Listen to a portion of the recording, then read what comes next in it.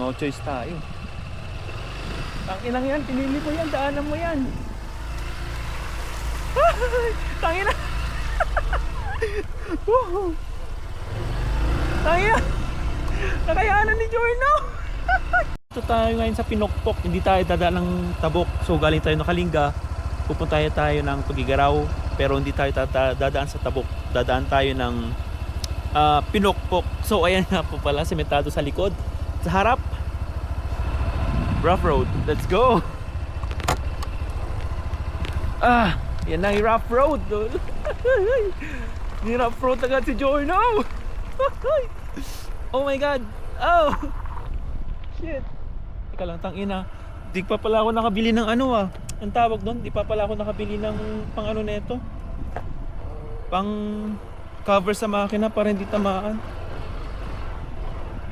Oh shucks. Medyo mas oh my god.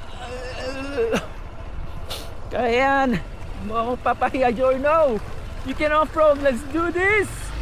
Woo!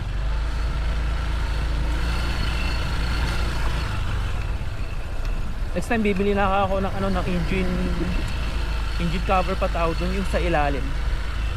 Meron yung sa Shopee, nasa 1K lang yata yun. Woo! Alam niyo ba guys, dinaan ko rin dito yung Swift ko, yung hatchback kong sasakyan, yung yung mababa.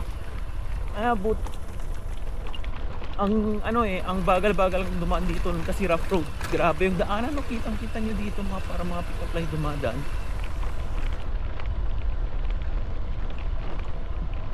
Ay, takinang yan, yung sinasabi ko. Takinang yan. Unang daanan pala. Nako po.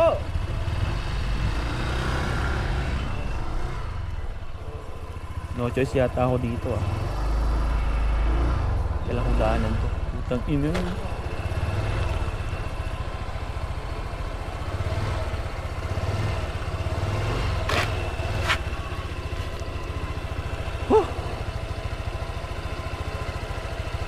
Mababasa talaga yung paa ko. Putang ina.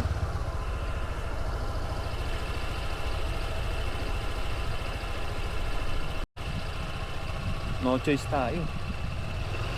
Tanginang yan, pinili mo yan, daanan mo yan. Tangina. Woohoo. Tangina. Nakayanan ni Jorno.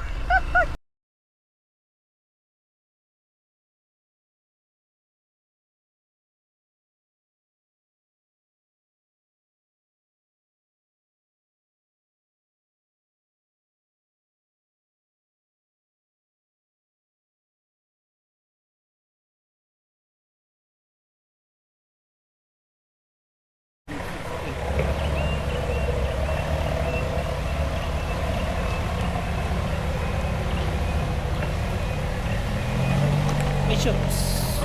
Madulas.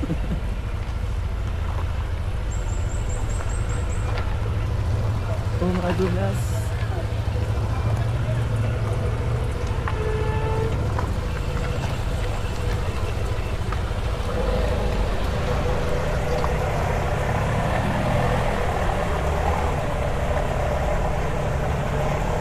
Ano yun? Sipin mo dinaanan ng Swift ko yun.